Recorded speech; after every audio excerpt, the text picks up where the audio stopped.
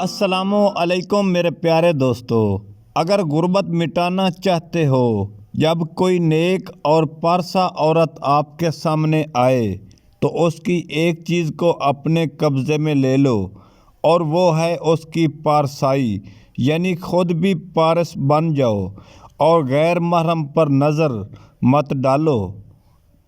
جسے اپنے ٹھکانے کا پتہ ہی نہ ہو، وہ بھلا جنت اور دوزخ سے کس طرح بے فکر ہو سکتا ہے؟ تمہارا ٹھکانہ یا تو جنت ہے یا دوزخ، یہ تیرے ہاتھ میں ہے۔ اللہ کی ہر دم عبادت کرتا کہ تجھے جنت مل جائے۔ ایک آدمی زبانی دعویٰ کرتا ہے کہ میں اپنے محبوب سے محبت کرتا ہوں، لیکن جب اظہار و قربانی کا وقت آتا ہے تو وہ اپنے قول میں سچا ثابت نہیں ہوتا، اس کی محبت فضول اور بیکار ہوتی ہے۔ جو انسان اللہ کی عبادت کرتا ہے، اللہ تعالیٰ اس سے جنت عطا کرے گا۔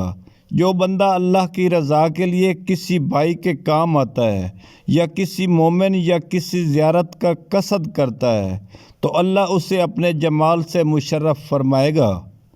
انسان کا نفس لذتوں کے پیچھے بھاگتا ہے اور اپنے انجام کی ہلاکت سے غافل ہوتا ہے۔ خواہش نفس انسان کو اندھا بنا کر رکھ دیتی ہے۔ انسان شیطان سے دور بھاگتا ہے، لیکن خود اس کا اپنا نفس شیطان سے بھی زیادہ شریر ہے۔ جو بندہ اچھا کھائے، اچھا پہنے اور دولت مندوں میں بیٹھنے کی خواہش رکھتا ہے، اس سے دوزخ رگ گردن سے بھی زیادہ قریب ہوتی ہے۔ استغفار کی کثرت رزق میں اضافہ کرتی ہے، نظر کی حفاظت حکمت دانائی اور فراست لاتی ہے، حیا اور پاک دامن خیر بلائی اور برکتوں کو کھینچ لاتی ہے۔ خوش دلی سے صدقہ دینا قبولیت کی علامت ہے، اس لیے فقیر کو عاجزی اور ادب سے صدقہ دو۔ عورت کی خوبصورتی کو کھیرے کا رس چار چاند لگا دیتا ہے۔ کھیرے کے رس میں لیموں نچوڑ کر مساج کریں، چہرہ چند دن میں خوبصورت ہو جائے گا۔ چوری اور خیانت سے بچو، کیونکہ یہ باتیں فقیر اور افلاس سے پیدا ہوتی ہیں۔ ویڈیو کو شیئر ضرور کریں۔ حکیم لقمان رحمۃ اللہ علیہ فرماتے ہیں، جب کوئی انسان کام کرتا ہے، اللہ کے لیے کرتا ہے تو اللہ خود اس کا کفیل بن جاتا ہے۔